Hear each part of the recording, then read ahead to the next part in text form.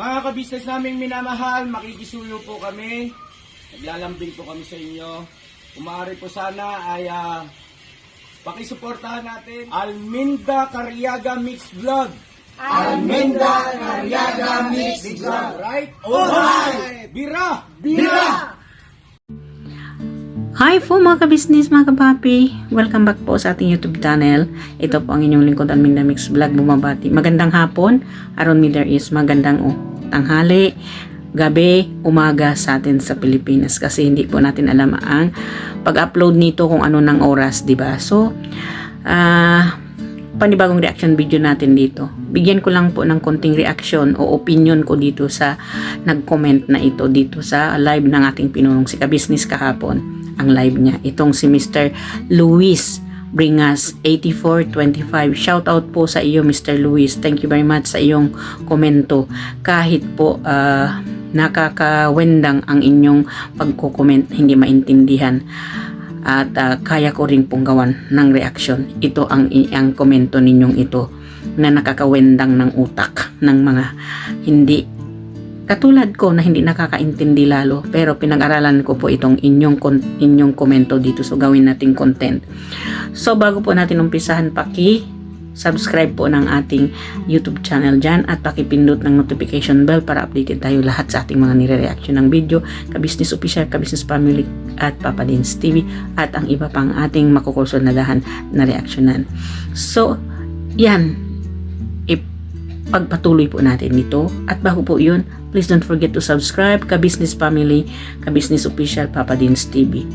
I-subscribe po natin, magtulungan po tayo hanggang dulo na umangat ang kabisnes natin para marami pa silang matutulungan. So well, umpisahan po natin itong aking re-reactionan at aking opinion dito sa nagkomento na ito. Before natin umpisahan na mga kabisnes, mga kapapi, dito po masasabi ko dito kay Mr. Luis Bringas, kung mag-comment kayo, gamitin ninyo yung pinakamatalino ninyong utak. Huwag po gamitin ninyo yung kabubuhan ninyo. Kasi you know what, sabihin ko po sa inyo, you know what, Mr.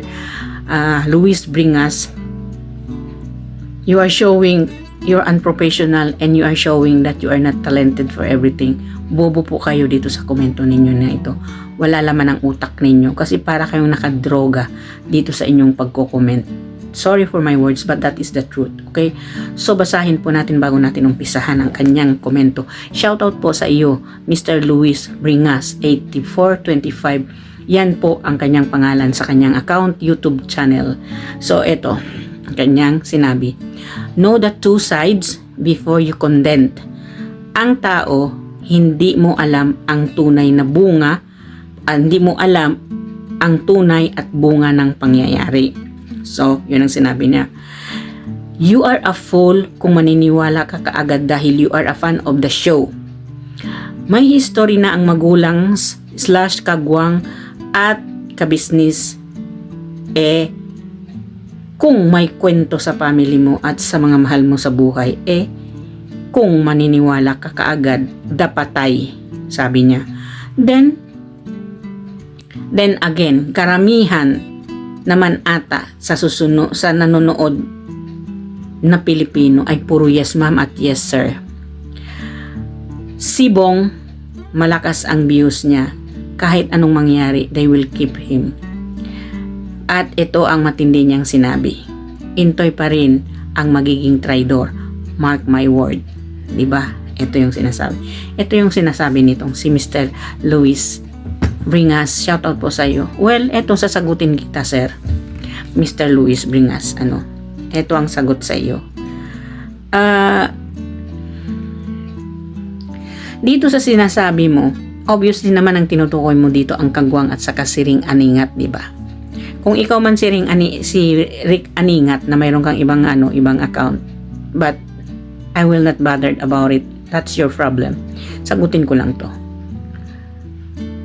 Alam mo naman ang topic na dito, ang issue dito, si Rick Aningat, di ba? So, there's no way na talagang kailangan pang kausapin ni Kabisnes o panigan o idinig ang panig ni Rick Aningat dito kay ka-business. Obviously po, Sir Luis, ayaw makipag-communicate si Aningat dito kay ka-business kasi marami siyang kabalbalan na ginawa. Diba? Ang paninira lang niya dito kay ka-business. Doon lang, wala na siyang mukha iharap sa taong tumulong sa kanya. So, for your information, anong sinasabi mo? Know the two sides. Siren sides mo. Know the two sides. Mukha mo, Sir, itong si Mr. Luis Bringas, di ba? Alam mo na kung nanonood ka dito kay ka-business, alam mo kung ano yung both sides, di ba? Ang side lang naman ni Rick Aningap, ang traidor. Si Rick Aningat lang naman ang nanira kay ka-business. Yun ba ang gusto mong malaman? So, sino pang side ang pakikinggan? Ang kagwang. Kaya nga sang mga kagwang nagalit kay Rick Aningat dahil sa paninira niya kay ka-business. Diba? So, obviously, bobo kayo kung mag-comment kayo. Ayusin ninyo pag mag-comment kayo nang hindi ko kayo mapagsabihan na tanga o bobo kayo o nakadroga kayo kung kayo mag-comment. Diba? Ano tong sinasabi mo? Mayroon pang, pananakot? Napatay? Ano yung gusto mo? Papatay ka ng tao. Diba? Kasi yung nakalagay doon sa kanya Tapos, yan pa, kinontinue na niya.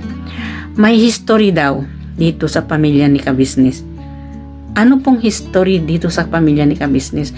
Kung may mang history si ka-business tungkol dyan sa kanyang sa kanyang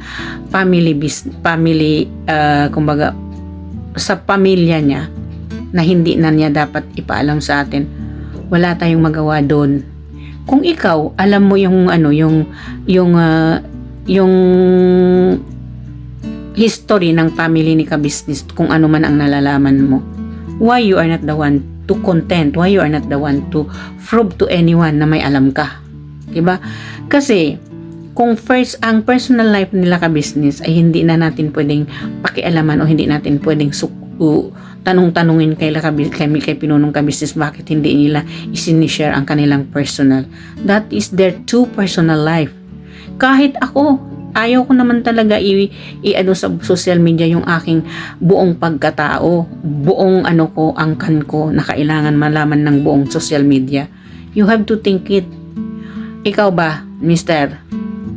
Luis Bringas, kung halimbawa mayroon kang history na hindi maganda dito sa iyong pamilya, kailangan mo ba yon isa publiko? Kailangan mo halimbawa yung history ng kamag-anak mo, history ng pamilya mo ay puro kayo drug addict, magnanakaw, hordaper, kailangan mo yon? Natural hindi mo yon ipapublish kasi nakakahiya yun kumbaga isinasaang-alang mo yung katayuan ng buhay mo, katayuan ng pamilya ng buhay mo. So you have to think about it, diba? So yun na ang inano niya.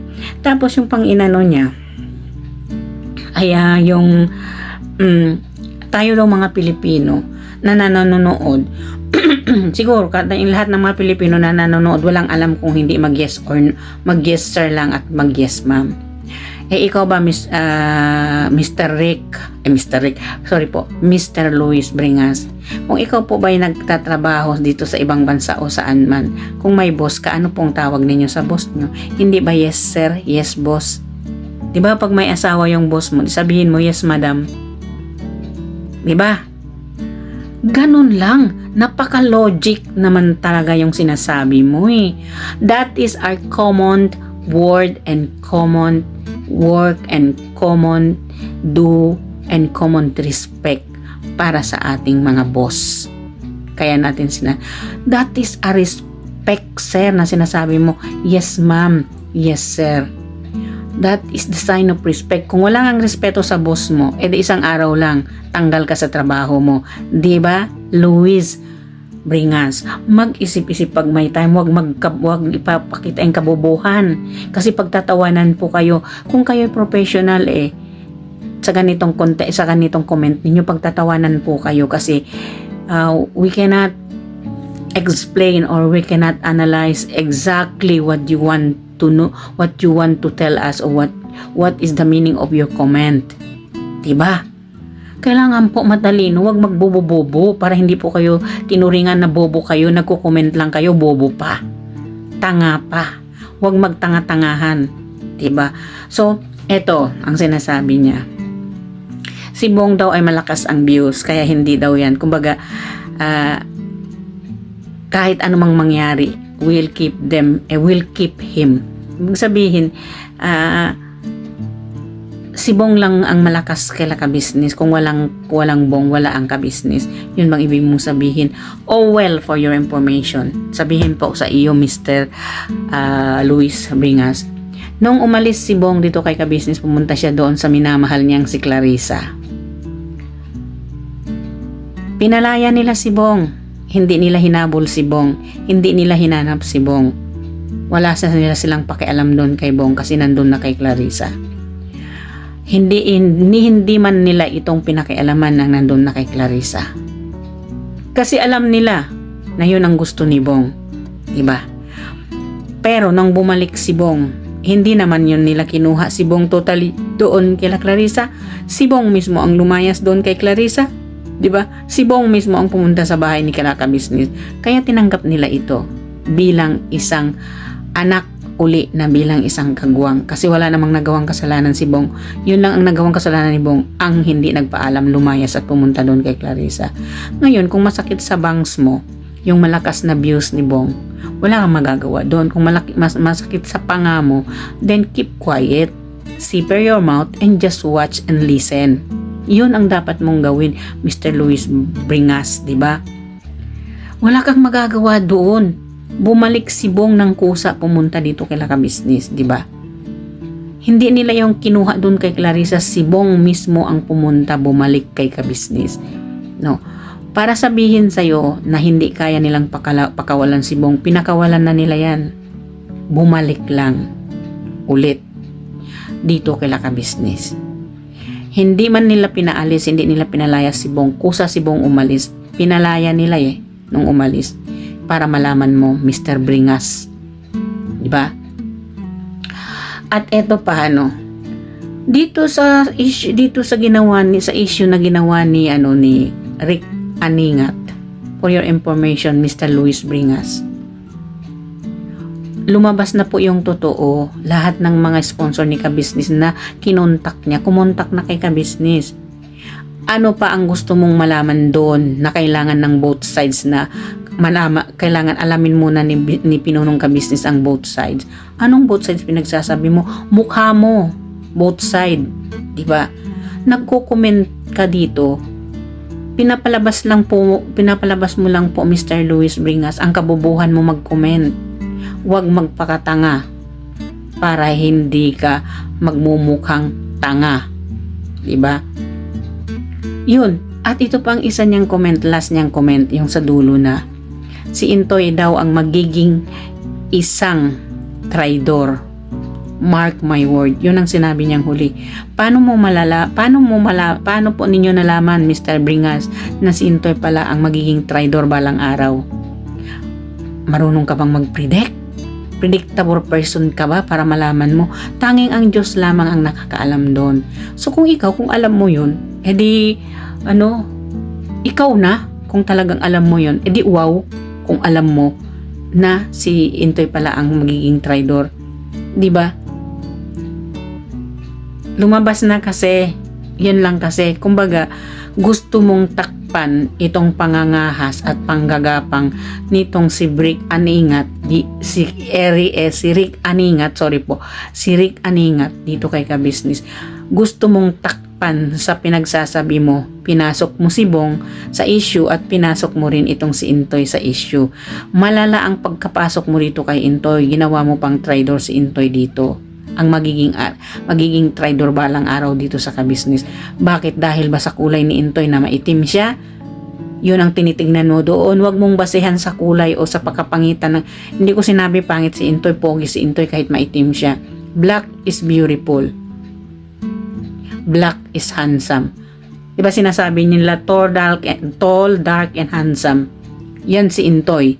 Pero sa sinasabi mo dahil maitim siya, na ganun ang kulay niya, at isa na siyang traidor, nagkakamali ka doon. Baka mas maitim pa yung budhi mo kaysa kay Intoy. Diba? Kung naiinggit ka dito sa mga kagwang na ito, just zipper your mouth and shut up your mouth. Just look and listen. Diba? Manood ka na lang. Kung hindi mo alam, hindi mo naintindihan yung tinatalakay, huwag kang mag-comment. Kasi yung magko-comment ka ng hindi tama, nagmumukha ka lang bobo at tanga dito sa iyong komento.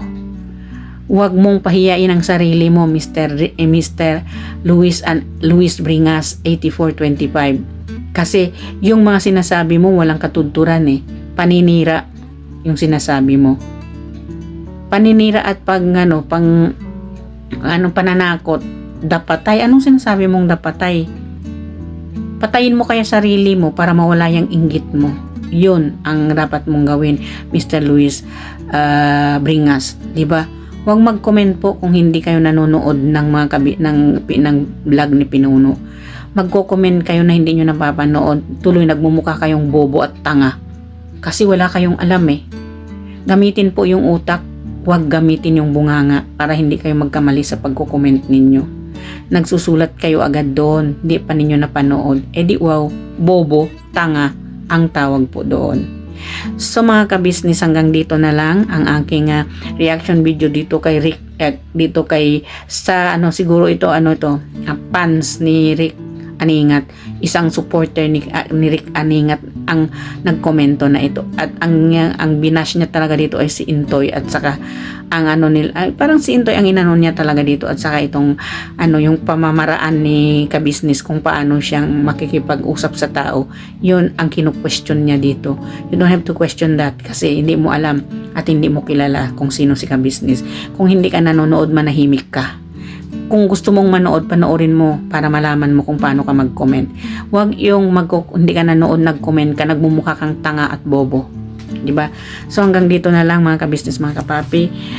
Please don't forget to subscribe Kabisnes Official Papa Dins TV and Family Kabisnes, at sa lahat ng aking mga co-reactors, sina Taong Gala Vlog, Anime Reactors TV, Analisa Reality Vlog, Ma'am Players Channel, Lingap Turak Vlog, PLC Katangay Vlog, Inday Okray Vlog, at Kamix Vlog, at ang inyong lingkod Alminda Mix Vlog nagsasabi, may Allah bless us all. Birap banat tayo mga kabisnes. Hanggang dito na lang. See you in my another reaction video. Bye bye.